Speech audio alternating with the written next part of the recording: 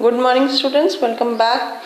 Today we are going to discuss about the 2 to 4 experiment of paper 4th. So we have to discuss all the major as well as the minor experiment of the paper 4th. As we have already discussed about the different papers and we have completed some of the practical also from paper 1st, 2nd as well as the 3rd. But today we are going to discuss about the minor and major experiments of the paper 4th. So the first experiment, that is the COD, hardness, light intensity and the noise. These are the certain experiments from the paper 4th. The first experiment, that is the chemical oxygen demand. So you are asked to determine the chemical oxygen demand of the given water sample. So a particular sample, if any type of water sample is given to you, you are asked to find out the COD. Then how to perform this experiment?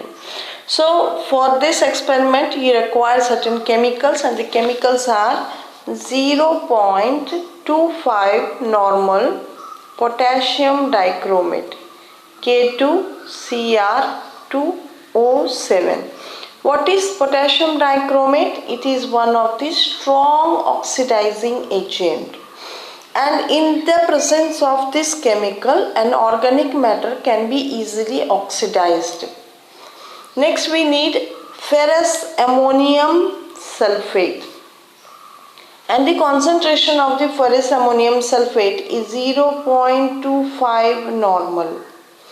So the first requirement is the potassium chromate, next is the ferrous ammonium sulfate and concentrated H2SO4.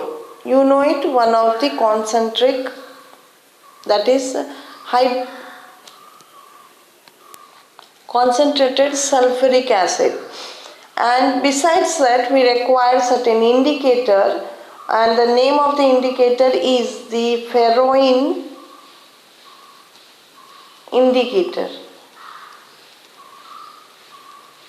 and the mercuric sulfate powder, mercuric sulfate powder.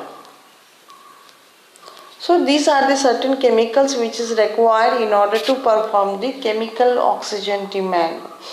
So coming up to the concept, that is the chemical oxygen demand, what it is. So what is chemical oxygen demand? This is also abbreviated as COD, means chemical oxygen demand. So what it is? It is the amount of oxygen required by an organic matter. Consider if I have taken few amount of soil, तो soil में कुछ amount of organic matter present होगा. So what it is? It is the amount of oxygen required by an organic matter for its complete oxidation by a strong chemical oxidizing agent like K2Cr2O7. This is K2Cr2O7. What is chemical oxygen demand? तो organic matter में, soil में कुछ तो organic matter होगा, organic matter को पूर्णपणे oxidise करने के लिए कितना अमाउंट ऑफ ऑक्सीजन लगता है, that is said to be the chemical oxygen demand, degrade करने के लिए. सो what is the main background information related to the COD is that it determines the oxygen requirement. ये हमें कितना amount of oxygen की requirement है degrade करने के लिए, तो that is said to be the COD, and equivalent to the organic matter that is susceptible to the oxidation with the help of strong chemical oxidant. तो यहाँ पे हमने chemical oxidant कौन सा लिया है? K2Cr2O7. तो एक कोई भी ऑर्गेनिक मैटर को डिग्रेड करने के लिए कितना अमाउंट ऑफ ऑक्सीजन लगेगा in presence of a strong chemical oxidant, that is said to be the COD. Why this test is done? So this test, it is useful in performance evaluation of wastewater treatment. तो कोई भी एक stage पे waste water में कितना amount of organic matter present है, I repeat, एक waste water में कितना amount of organic matter present है वो डिटेक्ट करने के लिए हम ये टेस्ट कर सकते हैं। सो हमें इवेल्युएट कर सकते हैं कि कितना अमाउंट ऑफ ऑर्गेनिक मैटर कम है या ज़्यादा है, कि कितना आता इनिशियली प्रेजेंट है। And it is also use for monitoring the polluted water bodies. जो भी वाटर बॉडीज है, समझे रिवर है, लेक है, पॉन्ड है, डिचेस है या वेस्ट वाटर है, उसमें कितना amount of organic matter present और कितना अमाउंट ऑफ केमिकल ऑक्सीडेंट उसमें लगेगा, वो फाइंड आउट करने के लिए हम COD का नॉर्मली एक्सपेरिमेंट किया जाता है। So it is one of the important experiment which is normally done in each and every lab of the waste water treatment plant. कोई भी वेस्ट वाटर ट्रीटमेंट प्लांट में इसके रिलेटेड इंफॉर्मेशन आपको पता होना ही चाहिए। One more factor that is BOD, मतलब biological oxygen demand, मतलब एक ऑर्गेनिज्म को सर्वाइव करने के लिए कितना अमाउंट ऑफ ऑक्सीजन चाहिए, तो उसे क्या बोलेंगे, बायोलॉजिकल ऑक्सीजन डिमांड। मतलब एक पानी कितना अमाउंट में प्योर है और जिसमें कि ऑर्गेनिज्म, जैसे कि certain organism which can survive in that water, that is said to be the biological oxygen demand. So this COD, that is chemical oxygen demand का जो एक्सपेरिमेंट है, ये एक्सपेरिमेंट करने के लिए हमें ज़्यादा से ज़्यादा 3 to 4 साल लगते हैं and it is relatively easy है, खूब ईजी एक्सपेरिमेंट है और इसमें इंटरफेरेंस भी ज़्यादा नहीं होता है। और if it is interference present है तो हम अगर उसमें AgSO4 ऐड करते हैं तो इंटरफेरेंस को हम रिमूव कर सकते हैं स्मॉल अमाउंट से। So one can say that COD जो है वन ऑफ द एक्सपेरिमेंट है जो कि हमें 3 to 4 आवर में आराम से हम कर सकते हैं, लैबोरेटरी कंडीशन में इजी है और इसमें कोई इंटरफेरेंस भी नहीं है as compare to that of the BOD में बायोलॉजिकल ऑक्सीजन डिमांड जो एक्सपेरिमेंट है, इस एक्सपेरिमेंट को करने के लिए हमें एटलीस्ट 3 to 4 या 4 to 5 डेज लगता है, उसके बाद ही हम इंटरप्रेट कर सकते हैं। सो BOD is one of the again factor which you must know, but in this experiment or in this semester you are asked or you are supposed to do the COD. So why this COD is done? In order to find out or check what is the amount of organic matter present in an or polluted water, और पानी कितना amount तक polluted है। Next, coming up to the principle. So what is the main principle behind doing this COD is that the organic matter get oxidized। जो भी organic matter हमने अगर soil लिया है तो soil में कितना amount of organic matter है वो oxidize होगा completely by K2Cr2O7 with AgSO4 as a catalyst in presence of concentrated H2SO4 to produce carbon dioxide and water। तो हम क्या करते हैं यहाँ पे K2Cr2O4 के प्रेजेंस में हम क्या करते हैं कि ऑर्गेनिक मैटर में पूरी तरह से ऑक्सीडाइज करते हैं और इन प्रेजेंस ऑफ H2SO4 यहाँ पे सल्फ्यूरिक एसिड भी अमाउंट में ऐड किया जाता है कि अगर हम कंसिडर करते हैं कि कुछ amount of organic matter degrade नहीं हुए तो they will get degraded in presence of H2SO4 and they will liberate carbon dioxide and the water. और यहाँ जब हम एक्सपेरिमेंट करते हैं तो end point is green to wine red. So when you are adding the ferroin indicator, जब हम फेरोन indicator add करते हैं तब क्या होता है कि इट टर्न्स द केमिकल जो आपका है it turns green in color, and when we are going to titrate against the 0.25 normal ferrous ammonium sulfate के साथ जब हम titrate करेंगे then it get converted into the wine red color, wine red color. So this is the end point. So how to perform this experiment? It's very simple.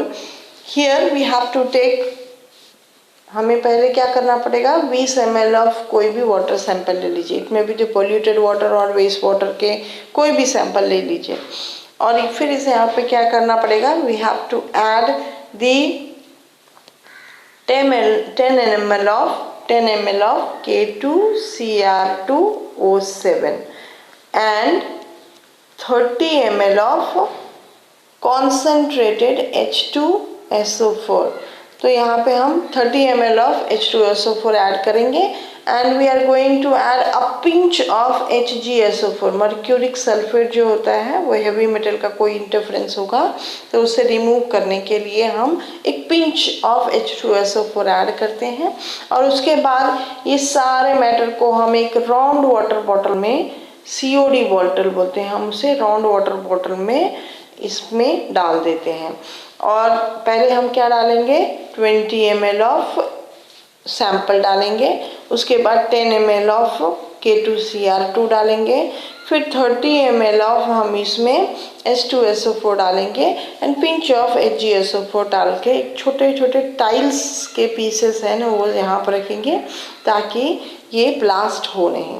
और उसके बाद हम ये रिफ्लेक्स करने के लिए ये मिक्सचर को हम 2 to 3 आवर्स 2 आवर्स के लिए हम रख देंगे। तो यहाँ पे जब तक वो हीट होता है सारा कंटेंट, हीट 2 आवर्स हीट होने के बाद हम क्या करेंगे, we have to remove the content, remove करेंगे, इसको कूल करेंगे और जितना अमाउंट इसमें ऑलरेडी है प्रेजेंट में, अभी कितना हो गया आपका 20 + 10 30 + 30 मतलब 60 ml ऑफ ऑलरेडी यहाँ पे कंटेंट प्रेजेंट है, वो कुछ तो अमाउंट क्या हो जाएगा, रिड्यूस हो गया होगा। समझ ली 50 ml of the content is reduced, मतलब 10 ml of the content is reduced. उसके बाद हमें क्या करना पड़ेगा, इसमें distil water, equal volume of distil water add करना पड़ेगा। सो आफ्टर कूलिंग, कूल करने के बाद 2 आवर्स रिफ्लेक्स करने के बाद कूल करना पड़ेगा। कूल करने के बाद इसमें हमें क्या करना पड़ेगा कि distil water few amount, equal amount में ऐड करना पड़ेगा और उसके बाद we have to titrate against the ferrous ammonium sulfate.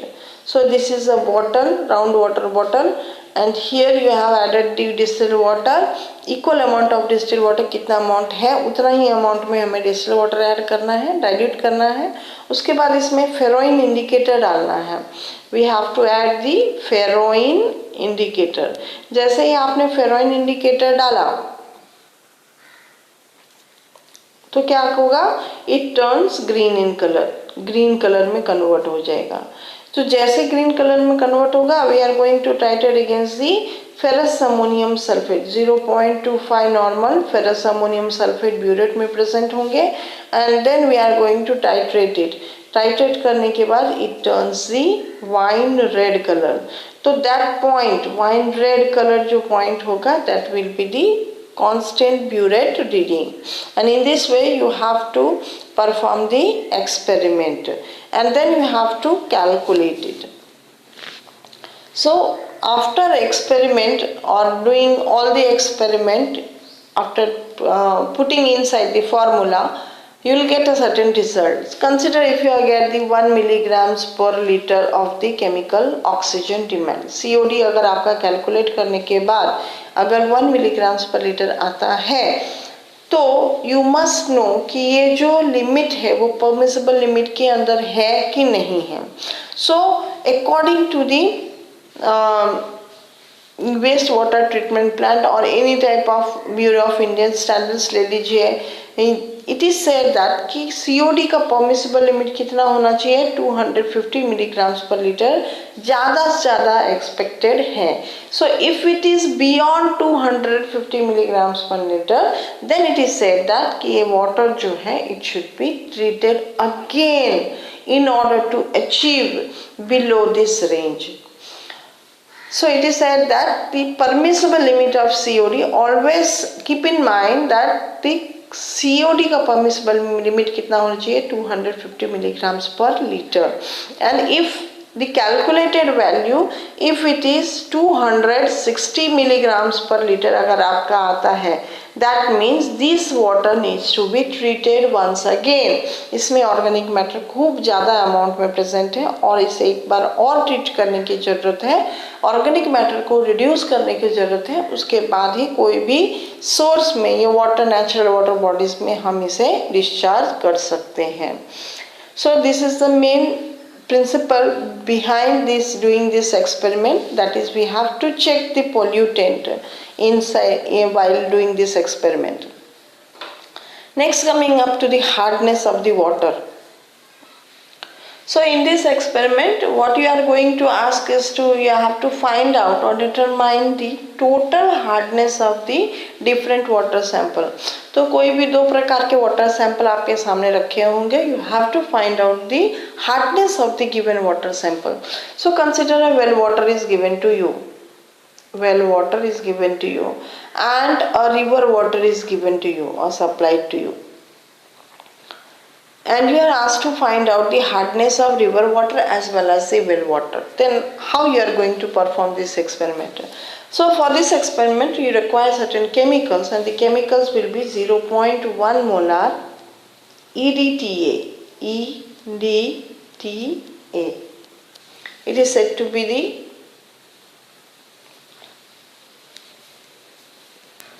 the disodium salt of diamine tetraacetic acid. So EDTA stands for, it is the salt of diamine tetraacetic acid. So what is EDTA? It is normally a salt, एक वैसा प्रकार का salt है and it forms a soluble chelate complex, एक complex form करता है with a certain metal ions, metal ions के साथ एक complex form करता है. नॉर्मली दी कैल्शियम मैग्नीशियम आयंस के साथ ये क्या करता है, कॉम्प्लेक्स फॉर्म करता है and it develops wine red colour, एक वाइन रेड कलर डेवलप करता है विद द ईबीटी म्हणजे एरिक्रोम ब्लैक टी इंडिकेटर. तो ईबीटी के साथ एक तो क्या करता है, कैल्शियम या मैग्नीशियम कॉम्प्लेक्स फॉर्म करता है EDTA and it forms a wine red colour form करता है, wine red color. And in the aqueous solution at pH कितना होना चाहिए, 10.1. So you can say that what is hardness? Hardness is the measure of capacity of water to precipitate soap. Soap को कितना amount में precipitate कर सकता है, इसको क्या बोलते हैं अपन, हार्डनेस बोलते हैं. So total hardness is defined as sum of calcium and magnesium concentration both expressed as CaCO3. तो हार्डनेस मतलब क्या होता है, total amount of calcium and magnesium salt कितना अमाउंट में उस पानी में प्रेजेंट है इन the form of CaCO3, calcium carbonate के स्वरूप में. सो एट द हायर pH मतलब 10 pH पे हम बोल सकते हैं कि the ions precipitate and only calcium ions remains in the solution. और you can say that at a higher pH that is about, अगर pH आपका 12 है, 10 to 12 है, 12 pH है, then the magnesium 2+ ions, they used to precipitate and only calcium ions remains in the solution. तो अगर pH आपका 10 to 12, ये 12 pH है, तो क्या हो जाएगा, मैग्नीशियम आयन प्रेसिपिटेट होगा और कैल्शियम आयंस सॉल्यूशन में रह जाता है. कैल्शियम आयंस जो है वो सॉल्यूशन में डिसॉल्व रहता है एंड मैग्नीशियम आयंस जो होगा वो प्रेसिपिटेट हो जाएगा. तो ये प्रेसिपिटेटेड फॉर्म किसका है, मैग्नीशियम आयंस का है. एंड एट द pH और you can say that at this pH the Patton Reeder indicator, दूसरा इंडिकेटर जब हम ऐड करते हैं form a wine red colour at calcium, calcium पे क्या करते हैं, एक वाइन रेड कलर फॉर्म करता है। एंड व्हेन EDTA, जब हम EDTA ऐड करते हैं तो calcium get complex resulting in the change in the form wine red to blue. मतलब क्या होता है कि अगर हम pH फ्लक्चुएट करते हैं, 12 pH करते हैं, तो मैग्नीशियम आयन प्रिसिपिटेट हो जाता है, कैल्शियम आयन जो होता है सॉल्यूशन में रहते हैं। लेकिन जब हम पैटर्न इंडिकेटर ऐड करते हैं, pattern PEATERN pattern indicator add करते हैं तो एक फॉर्म करता है कैल्शियम के साथ, and this calcium get complex resulting in the form of wine red to blue colour में कन्वर्ट हो जाता है, ब्लू कलर में कन्वर्ट होता है। तो here we have to perform 2 experiment और we have to perform 2 titration side by side. 2 titration हमें, एक for calcium and 1 for the magnesium, and calcium plus magnesium is said to be the hardness. So these are the certain things which should be kept in mind. So at a higher pH you know that calcium precipitate होता है। Next coming up to the conclusion. So hardness के लिए पहले क्या करना पड़ेगा, we have to titrate. So in order to titrate, what we have to do is that in order to find out the hardness, you know that total hardness is equal to calcium plus magnesium, ऐसा formula है, ठीक है। So we have to either find out the hardness and then we have to find out the calcium. तो hardness में से अगर हमने calcium को माइनस किया तो हमें क्या मिल जाएगा, मैग्नीशियम। और else you can also do that कि hardness minus magnesium, so according to the BIS means Bureau of Indian Standards, ये एक ऐसा ऑर्गेनाइजेशन है जो कि ड्रिंकिंग वाटर का एक स्टैंडर्ड्स या वेस्ट वाटर ट्रीटमेंट प्लांट का या फिर वेस्ट वाटर का एक पर्टिकुलर स्टैंडर्ड सेट किया है। So according to the BIS, Bureau of Indian Standards, the water desirable limit, तो वाटर का जो desirable limit of the hardness है that is expected to be 300 milligrams per litre. So this term is very important कि 300 milligrams per litre water hardness अगर हुआ, then it is said that the water is said to be okay, permissible limit होता है और उसके बाद हम पानी को डिस्चार्ज कर सकते हैं कोई भी प्रकार के नेचुरल रिसोर्सेज में।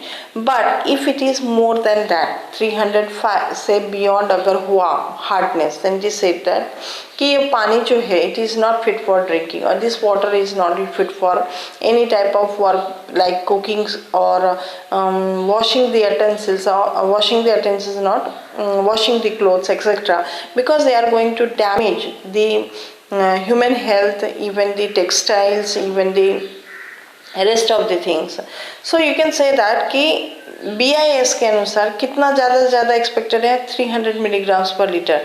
जितना हार्डनेस कम हुआ उतना ही पानी सॉफ्ट होगा और जितना पानी सॉफ्ट होगा उतना ही ज़्यादा फोम क्रिएट होगा। So you can say that soft water is good for our health, even for the drinking water, और you can say that the water can be said to be portable. अगर water hard नहीं हुआ तो क्या होगा, वो soft water होगा and it is portable. का की त्याच्यामध्ये अमाउंट ऑफ कॅल्शियम आणि मॅग्नेशियम आयन्स कमी है, और फिर you can say that these ions are less, that's why they are said to be the soft water. And if they doesn't get the foam or foam नहीं create होता है by means of the soap, then we can say that the water is said to be the hard.